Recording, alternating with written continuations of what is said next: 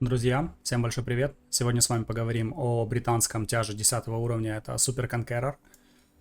Выскажу свое мнение об этом танке, я для себя его открыл сравнительно недавно, то есть пока еще даже отметку не взял первую, то есть только-только начинаем с ним знакомиться. Я на нем провел небольшое количество боев, то есть 36 всего-навсего.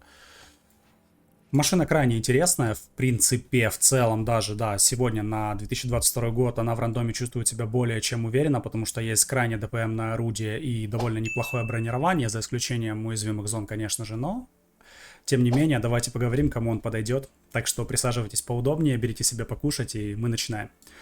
Главное достоинство Конкерера это, конечно, его орудие, то есть мы видим у меня в боновом фулл обвесе получилось 3681 ДПМ, сведение 1.73 и 0.29 точность. То есть, проще говоря, каждые 6,5 секунд вы будете стрелять по 400 дамажки. Это очень скорострельный тяж, учитывая, что у него крайне хорошее пробивное орудие, поскольку обычной ББшкой мы пробиваем 259 брони, голдой 326. Это очень хорошо, поэтому от орудия играть очень комфортно, если вы вылезаете от своей башни, которая имеет неплохое бронирование, о котором мы, соответственно, также сейчас с вами поговорим, то можно настреливать хорошее количество урона. Теперь давайте посмотрим Collision модель, а после этого посмотрим сам бой, переходим в Collision.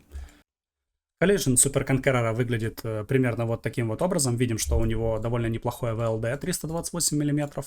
Очень хорошие щеки башни, которые имеют 358, и плюс это еще является противоаккумулятивным экраном.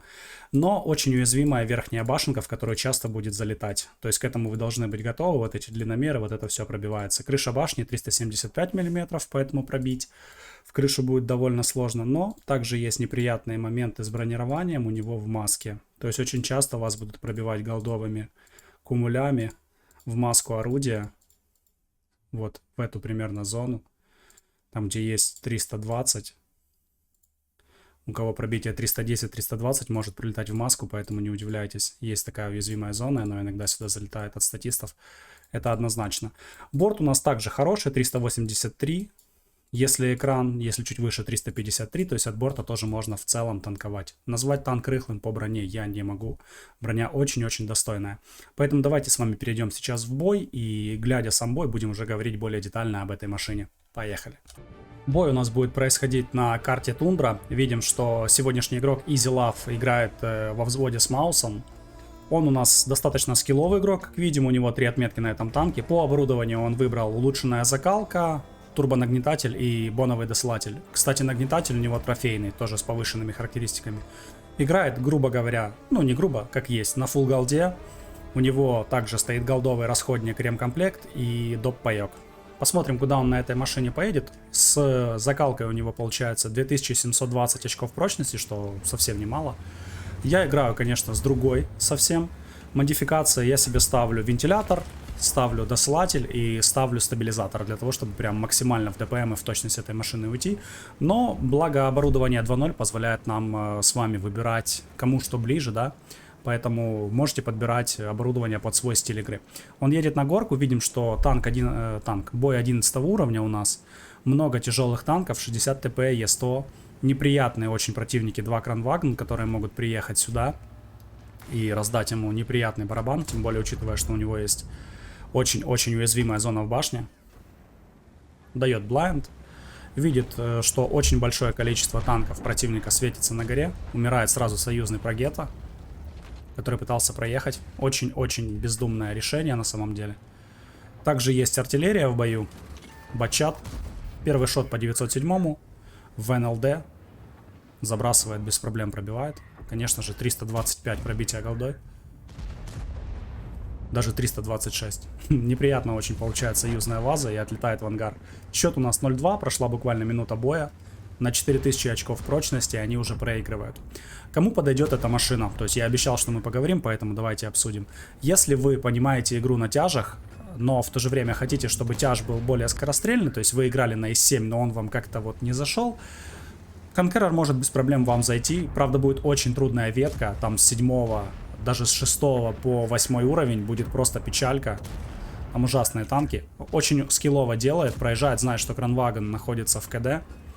Союзный Маус играет для него щитом, то есть он от него будет накидывать, я так понял, в этом бою. Я, как обычно, не смотрел бой перед тем, как его комментировать, для того, чтобы скажем так, моя реакция была максимально естественной. Разминают они на пару с Маусом здесь противников, откинули их назад. Правильно пытался добрать Кранваген, но, к сожалению, не попал. Так вот, если вы устали от таких танков, как И-7, например, где есть броня, но нет скорострельности, вот как раз Conqueror это будет ваш выбор. Если вы понимаете, что такое танкование, знаете позиции, знаете уязвимые зоны противника, этот танк может быть вполне хорошим для вас выбором. Ну, плюс ко всему, нужно, чтобы на нем играть хотя бы минимальный скилл. То есть, грубо говоря, если судить по Win 8, ну, если у вас 1500 Win 8, в принципе, можете смело брать. Если меньше, тоже можно брать. В принципе, мы все играем в игры для того, чтобы получать удовольствие. Но вы должны понимать, если вы слабый игрок, откровенно говоря, то вам стоит подумать перед покупкой этой машины, потому что она все-таки требует скилла в том плане, то, что это ТПМный танк, и на нем нужно размениваться точно. Потому что очень большой дамаг потенциал у него, и если вы просто будете стоять в кустах весь бой, ну, союзники этого не оценят, и поверьте, ваша статистика этого тоже не оценит. Это танк первой линии, максимум второй, если очень тяжелый сетап, то есть вы приехали, заняли хорошую позицию и начинаете накидывать. Как видим, прошло 3 минуты боя, у него уже 5500 дамага и полторушка уже натанкована. Это очень хороший показатель, он продолжает настреливать, у него КД в районе 6 секунд, то есть все очень-очень классно. 6,5, я думаю, секунд. Там до 7 максимум. Он спокойно разбрасывает, ставит на катки. Очень скорострельная машина. 6700 уже есть. Бой будет довольно настрельным. Я специально выбирал такой, чтобы был прям топовый по показателям, чтобы было видно танк во всей красе. Да, конечно, он играет на голде, то есть это понятно, но с другой стороны, чтобы максимально реализовывать технику, необходимо играть на голдовых снарядах. Я вам об этом говорю в каждом видео. Это не обязательно, если вы можете настреливать ББшкой, настреливайте, это для экономики вашего аккаунта будет лучше. Но все-таки, если вам позволяют, не позволяют, вернее, стрелять обычными снарядами, заряжайте голду. Е100 понял то, что он ничего сделать не может, просто парень бросил мышку, клавиатуру и, скорее всего, вышел из боя. Остается шот на 60 ТП. Разобрали они здесь с товарищем, который уже, к сожалению, отправился в ангар, все направление. Маус принял на себя большое количество урона, что позволило Конкереру проехать вперед и раздавать налево и направо по щам противникам. 9200 урона за 4,5 минуты. Друзья, это новый рекорд. Это новый рекорд. У нас до этого был рекорд на 121Б, но, как видим, этот парень его все-таки побил. 4 фрага у него есть. Практически десятка урона, трешка натанкована. Танк очень имеет неплохое бронирование, как видим, если в позиции стоит. Пробрасывает под соткой по бедному 60 ТП. Светится СТРВ. Тоже неприятный танк. Весьма причем неприятный. Не попадает. Странно ушел выстрел, если честно. Выезжает заряженный Кранваген. Там 3 снаряда. Может наделать шороху для него, конечно. Был заряжен фугас. На 70 всего лишь его пробивает. У Крана остается 2 снаряда. ОМОН решает выехать, что-то придумал. Хорош. ОМОН дает шот по Кранвагну. И это отличное пространство для Конкерера, чтобы его добрать и уже выходить на СТРВ. Счет 8-8. По ХП они пока проигрывают на 2600. Это очень неприятно. Нужно добрать стерву, но он решает проехать дальше. Может получить от нее в борт. Я напоминаю, друзья, если вам нравится контент и вы хотите чаще его видеть, пишите об этом, ставьте лайки видосу, подписывайтесь на канал, мне всегда приятно читать ваши комментарии.